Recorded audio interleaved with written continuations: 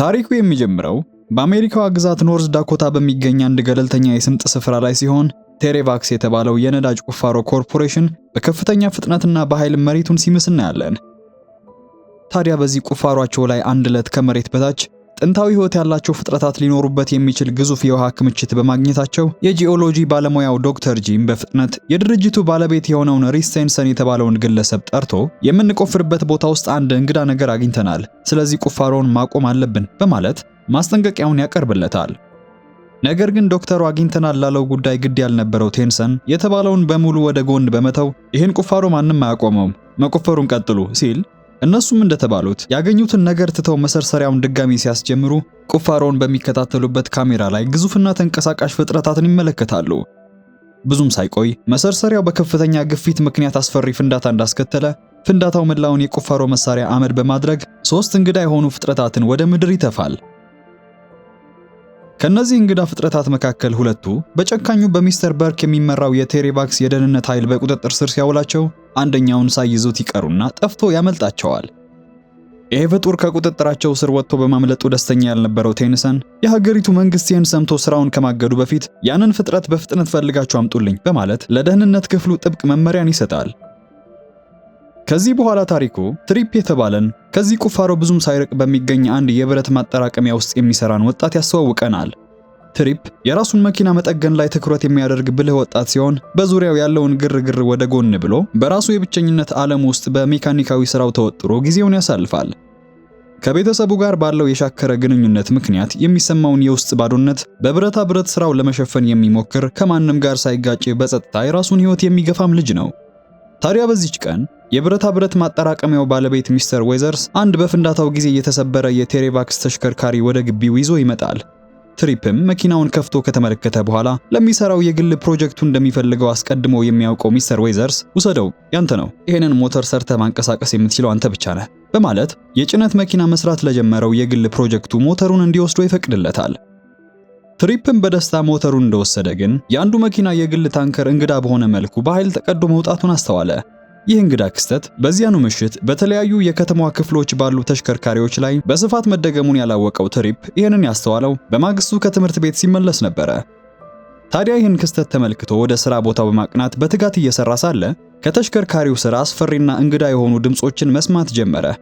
ምን እየተፈጠረ እንደሆነ ግራ የተጋባው ትሪፕም የሚሰማው ድምጽ ከየት እየመጣ እንደሆነ ለመመርመር ሲሞክር አንድ ግዙፍና ብዙ እግሮች ያሉት ፍጥረት ጋራጅ ውስጥ ሲንቀሳቀስ ተመለከተ። ትሪፕ መጀመሪያ ላይ በፍርሃት ተውጦ በጠባብ ስፍራ ውስጥ ለመደበቅ ቢሞክርም ቆይት ብሎ ግን ፍርሃቱን ወደ ብልሃት በመቀየር ፍጥረቱን በተንኮል ጋራጅ ውስጥ ከቶ ይቆልፍበታል። ጊዜም ሳያጠፋ ወዲያውኑ ፖሊስ በመጥራት ፍጡሩን በቁጥጥር ስር እንዲያውሉት ለማድረግ ሞከረ።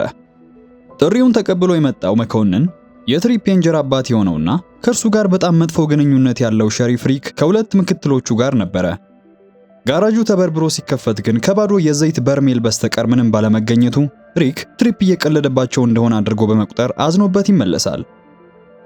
ብቻውን የቀረው ትሪፕም ቦታውን ሲያስስ ፍጥረቱ ሰው በል ሳይሆን ነዳጅና ዘይትን መመገብ የሚፈልግ መሆኑን በመገንዘቡ እሱን ለመያዝ የዘይት በርሜሎችን ተጠቅሞ በመኪናው መጭመቂያ ውስጥ ወጥመድ አዘጋጀ። እንደጠበቀውም ብዙም ሳይቆይ ፍጥረቱ ወደ ወጥመዱ ይመጣለታል። ፍጥረቱ ግን የሚያስፈራ አልነበረም። ይልቁንም ልክ ጣፋጭ ምግብ እንዳገኘ የሰባ ሕፃን ልጅ ነበረ በደስታ ዘይቱን ሲጋት የነበረውና ይህንን ትዕይንት በመገረም ሲመለከት የነበረው ትሪፕ ማሽኑ ፍጡሩን ለመጨፍለቅ ወደ ታች መውደቅ ሲጀምር ሕይወቱን ላደጋ አጋልጦ ጎትቶ ያወጣዋል። ያኔ የነበረ ፍጡሩም ትሪፕ ሊያጠፋው የሚፈልግ ጠላቱ ሳይሆን በተቃራኒው ጓደኛ መሆኑን የተረዳው። ይህ በእንዲህ እንዳለ የቴንሰን ቅጥረኞች ባለቃቸው በታዘዙት መሰረት በከተማዋ ታይተዋል የተባሉትን ማናቸውንም እንግዳ እንቅስቃሴዎችን ለመመርመር ወደ ፖሊስ ጣቢያ አምርተው ነበር። ሸሪፉ ለባልደረቦቹ ምንም እንዳይናገሩ ቢያዝም አንደኛው ምክትል ግን በትሪፕ የብረት ማጠራቀሚያ ግቢ ውስጥ ስለተፈጠረው የሐሰት ስልክ ጥሪና ስለ ግዙፍ ፍጥረት መረጃ አሳልፎ ይሰጣል። ከጋራጁ ውጭ ፍጥረቱ ለማዳ እንጂ አደገኛ አለመሆኑን ወደ ፖሊስ ወስዶ ለማሳየት እንዲመቸው ትልቅ ተንቀሳቃሽ ባለጎማ ጋሪ ላይ ያስቀመጠው ነበር። ሆኖም ወደ ጭነት መኪናው ሲገባ ፍጥረቱ ጋሪውን እንደ ተሽከርካሪ በመጠቀም በግቢው ውስጥ እያሽከረከረ ሲጫወት ተመለከተው። ትሪፕ ገመድ ተጠቅሞ ሊቆጣጠር መታገል ጀመረ። ፍጥረቱ ግን ምንም ሳይቸገር ገመዱን ስቦ ትሪፕን ልክ እንዳሻንጉሊት ሲያወዛውዘው እንደቆየ ተመልሶ ወደ ጋራዡ ትሪፕን አስከትሎ ይገባል። በዚህ ቅጽበት ነበረ በርክና የቴሬቫክስ ታጣቂዎች ከፖሊስ የሰሙትን መረጃ ይዘው በድንገት ግቢው የደረሱት። በርክ ትሪፕን እንዳገኘውም ትላንትና ማታ እዚህ ያገኘው ነገር አለ፣ እውነቱን እንድትነግረኝ ፈልጋለሁ በማለት ያስፈራራው ጀመረ። ትሪፕ ግን ፍጥረቱን ለመጠበቅ በሚል ምንም ነገር አላገኘሁም፣ ያኔም ቢሆን ምናልባት ትልቅ ሸለመጥማጥ ወይም የዱር እንስሳ ሊሆን ይችላል በማለት ሊያሳምናቸው ሞከረ። ነገር ግን በትሪፕ ምላሽ ደስተኞች ያልነበሩት የቴነሰን ቅጥረኞች ወደ ጋራጁ እንደገቡ አሰሳቸውን ይጀምራሉ። ቅጥረኞቹ ጋራጅ ውስጥ ምንም አይነት ፍጥረት ለማግኘት ቢቸገሩም ትሪፕ ግን ፍጥሩ በጭነት መኪናው ሞተር ክፍል ውስጥ ተሸሽጎ መደበቁን ወዲያውኑ ነበር ያስተዋለው። ከዚህም የተነሳ ፍጥረቱን ደብቆ ለማቆየት ሲታገል በርክና ሰዎቹ በሁኔታው ይጠራጠሩ በመጀመራቸው ትኩረታቸውን ለመስረቅ ሲል ከግቢው ማዶ እንግዳ ድምጽ የሰማው መሰለኝ በማለት ለማዘናጋት ሞከረ። ነገር ግን ፍጥነቱ መኪናውን በቀጥታ ወደ እነሱ ማንቀሳቀስ ሲጀምር እቅዱ ይከሽፍበታል። መኪናው ያለ ሞተር በራሱ መጓዝ ሲጀምር ትሪፕም ክስተቱን ለመሸፈን በሚል መኪናውን ወደ ሌላው ጋራጅ እየገፋ አስመስለው ባትሪው ስለሞተ መገፋት አለበት በማለት ያሳውቃቸዋል። ከጥቂት ጊዜ በኋላ ሜሪዴት የተባለች ትሪፕ በሚማርበት ትምህርት ቤት የምትማር በትምህርቷም ጎበዝ የሆነች ተማሪ ያለበትንም የብቸኝነት ዓለም ሰብራ ለመግባት የምትሞክር የክላሱ ልጅ ልታስጠናው ተቀጣጥረው ነበርና ትመጣለች። ነገር ግን ትሪፕ ሰዓቱ እንደሄደና እሷም እዚህ እንድትቆይ አመቺ ባለመሆኑ መሄድ እንዳለባት ያሳስባታል። ሜሪዴትም ለእሷ አመቺ እንዲሆን ሙሉ መንገዱን ተጉዛ በመምጣቷ ተከፍታ በጨለማ መሄድ ስለፈራች ቢያንስ በመኪናው እንዲሸኛ ትጠይቀዋለች። ሆኖም ትሪፕ መኪናዬ ሞተር ስለሌለው አይሰራም በማለት ከቦታው ሊያርቃት ሲሞክር ይሄ ንግግራቸው በድንገት በፍጥረቱ አስፈሪ ድምጽ ይቋረጣል።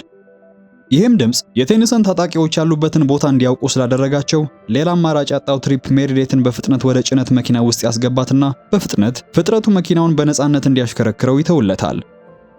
ትሪፕ በከፍተኛ ድንጋጤ ውስጥ ሆኖ ሂድ እንጂ እያለ መጮህ ሲጀምር ፍጥረቱም እግሮቹን እያወራጨ በወጣ ገባው እየዘለለ ያመልጥና በመጨረሻም ድንገት ሲያቆም ሜሪዴትን ግራ ባጋባ መልኩ ትሪፕ ተናዶ መኪናውን መሳረብ ይጀምራል። ከዚህም የተነሳ ማንን ነው የምታናግረው ብላ ስትጠይቀው ትሪፕም ሁኔታውን በቃል ከማስረዳት ይልቅ ከመኪናው ስር እንድትመለከት ማድረግ ስለቀለለው ወደ ታች ጎንበስ ያለችው ሜሪዴት ያልጠበቀችውን ፍጥረት በማየቷ በከፍተኛ ፍርሃት ትጮኻለች። ያየችውን ለማመን ስትቸገር የተመለከተው ትሪፕም ፍጥረቱ ምንም ጉዳት የማያደርስ መሆኑን አስረድቶ እንድትረጋጋ ካደረጋት በኋላ ፍጡሩ መኪናውን ለቀው ለመውጣት ባለመፈለጉ ለጊዜው ወደ አባቷ ጋራጅ ሄደው ከበርክና ከቅጥረኞቹ ይደበቃሉ። እዚህ ላይ ትሪፕ ለፍጥረቱ ክሪች የተሰኘ መጠሪያ እንደሰጠው አዘውትሮ በድንገት የሚያቆመው የሚሄድበትን አጥርቶ ማየት ስለማይችል መሆኑን ይረዳል።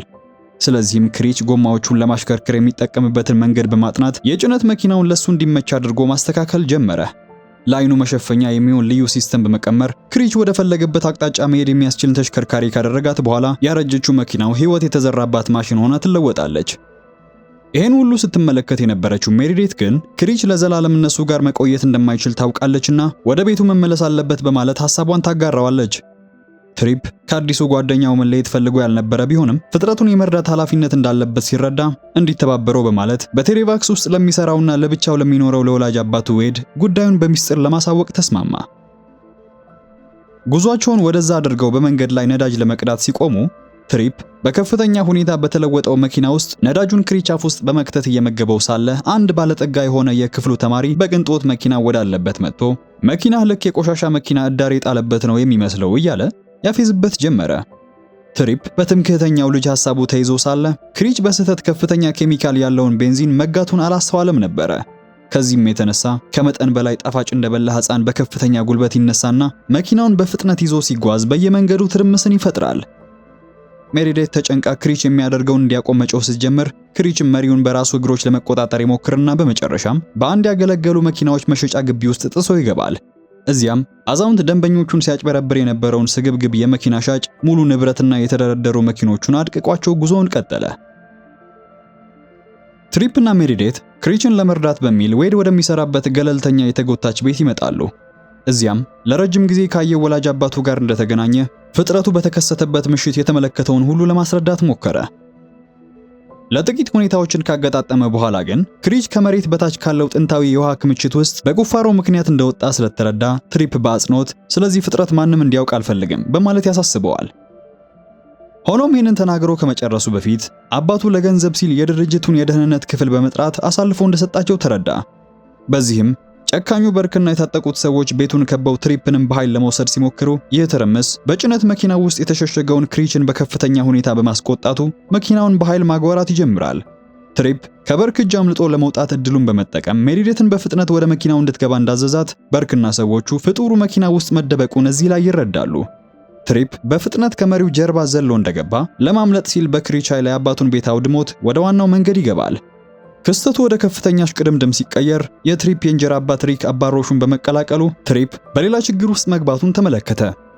በርክ ታጣቂዎቹና ሪክ ሁለቱን ለመያዝ ሲረባረቡ በከተማ ውስጥ አስፈሪ ትርምስ የበዛበት ሽቅድምድም ይቀሰቀሳል። አሳዳጆቹንም ከጀርባው ለማራገፍ በማሰብ ትሪፕ የክሪችን የተፈጥሮ ጉልበትና የመኪናውን አዳዲስ ማሻሻያዎች በመጠቀም መሰናክሎችን እያለፈ ጠባብ ቦታዎችን ጥሶ ሲያልፍ በርክ ከቁጥጥር ውጪ በመውጣት የቆሻሻ መጣያ ገንዳ ውስጥ ይጋጫል። ነገር ግን ሙሉ በሙሉ አላመለጠም ነበርና ድጋሚ ከሸሪፍ ጋር ፊት ለፊት በመገናኘቱ እንደገና ለመሸሽ ተገደደ። ስለዚህም መኪናውን ወደ አንድ ጠባብ መተላለፊያ ውስጥ እንዳስገባ ድምፁን ያጠፋል። ሪክ እሱን ተከትሎ ወደ መተላለፊያው ሲያመራ በቅጽበት የት እንደገቡ ግራ ተጋባ። እሱ ያላወቀው ግን ክሪች ግዙፍ እግሮቹን በግንቡ ላይ በማስደገፍ ከመኪናው በላይ መላውን ጭነት አንጠልጥሎ መያዙን ነበረ። ከዚህም የተነሳ ያልነቃባቸው ሪክ አካባቢውን ለቆ ሲሄድ ሲፈልጋቸው የነበረው በርክ በድጋሚ ስላያቸው ትሪፕ ራሱን መውጫ በሌላው አጣብቂኝ ውስጥ ያገኘዋል። መሸሻ እንደሌለው የተረዳው ትሪፕም ሲመለከት ክሪችን ሰውነቱን ዘርግቶ ግድግዳዎቹን በመውጣት እንዲያመልጥ አደረገ። ፍጥረቱ የህንፃዎቹን ግንቦች እየቧጠጠ መኪናውን ወደ ላይ ሲስብ በርክ ይህንን ትዕይንት ግራ በመጋባት ውስጥ ሆኖ አፉን ከፍቶ ይመለከት ነበረ። እሽቅድምድሙ ይበልጥ እየጨመረ ቢመጣም አስማት በሚመስል ሁኔታ በህንፃዎች ጣሪያ ላይ የበረሩ በክፍተቶች ላይ የዘለሉ መጓዛቸውን ይቀጥላሉ። ከዚህም ሁሉ በኋላ ወደ መሬት ቢወርዱም አሳዳጆቻቸው ግን አሁንም ይከተሏቸው ነበርና ሌላ አማራጭ ያጣው ትሪፕ መኪናውን በቀጥታ ወደ ባቡር ሐዲድ ማቋረጫ ይወስደዋል። በዚያም በከፍተኛ ፍጥነት እየተመመ ወደ ነበረው ባቡር በማቅናት በጥቂት ሚሊ ሴኮንዶች ልዩነት ባገኘው ክፍተት ተሻግሮ ያመልጥና ሪክንና በርክን ከሐዲዱ ማዶ ትቷቸው ያመልጣል። ሁለቱም ማንም ሊያገኛቸው ወደማይችልበትና የሜሪዲት ቤተሰቦች ንብረት ወደ ሆነው አንድ ገለልተኛ ጎጆ እንዲሄዱ ጊዜያዊ መጠለያቸውን እዚያው ያደርጋሉ። በዚያኑ ምሽት እሳት አጠገብ እየተዝናኑ ባለበት ትሪፕ ቀደም ሲል ሕይወቱን ስላተረፈለት ክሪችን ለማመስገን ጊዜ ወሰደ። በመቀጠልም በወላጅ አባቱ ላይ ስላለው ከፍተኛ ቅሬታና ሐዘን ልቡን ከፍቶ ለሜሪዲት ያጫውታታል። እሷም ስታዳምጠው እንደቆየች ይሄ ሁሉ ፈተና ማንነቱን ይበልጥ ጠንካራ ለማድረግ እንደሚረዳው በመንገር ስታረጋጋው ያመሻሉ።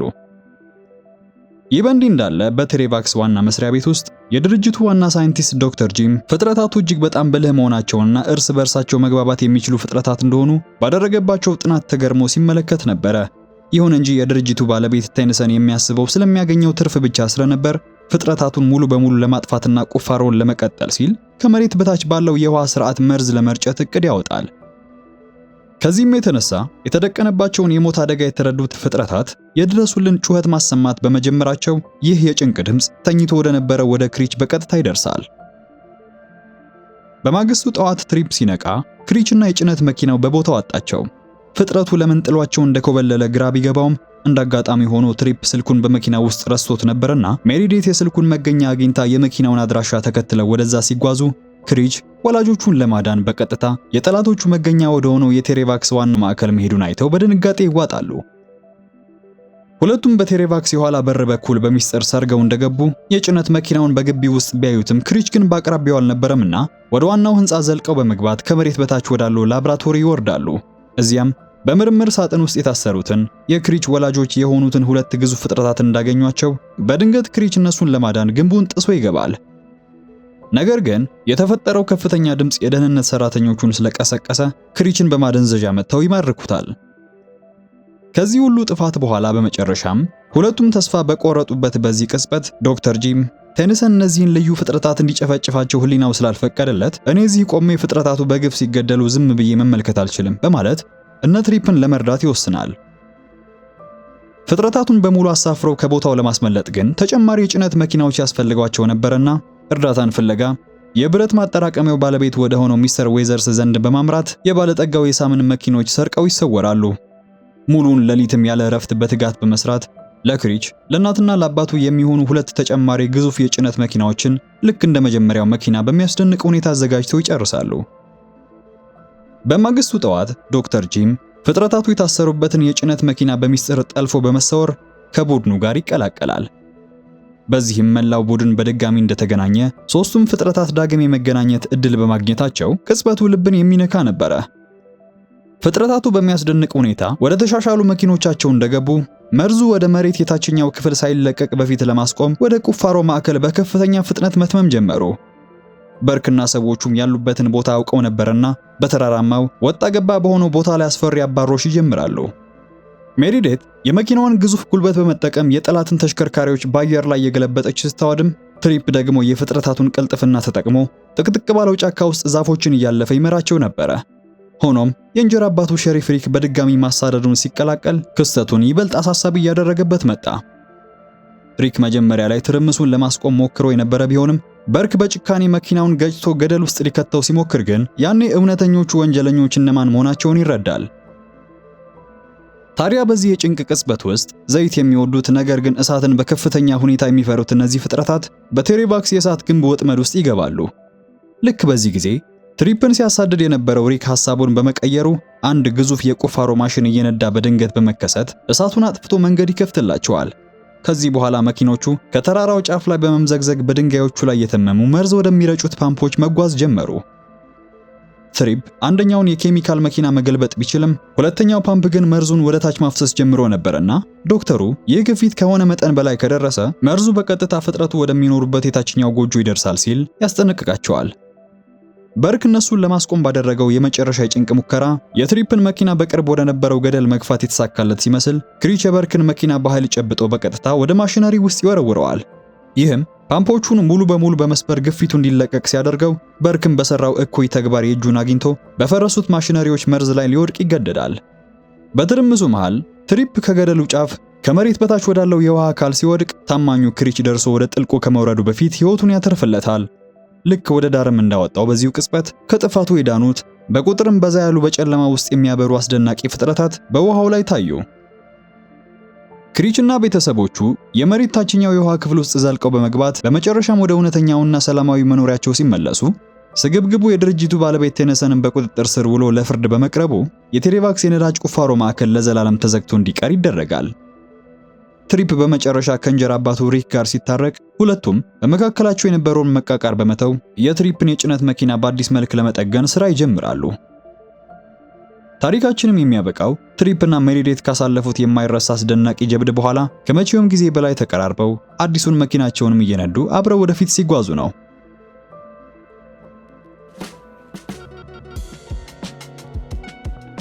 ዛሬ ያቀረብኩላችሁ ሞንስተር ትራክስ የተሰኘ ፊልም ባጭሩ ነው።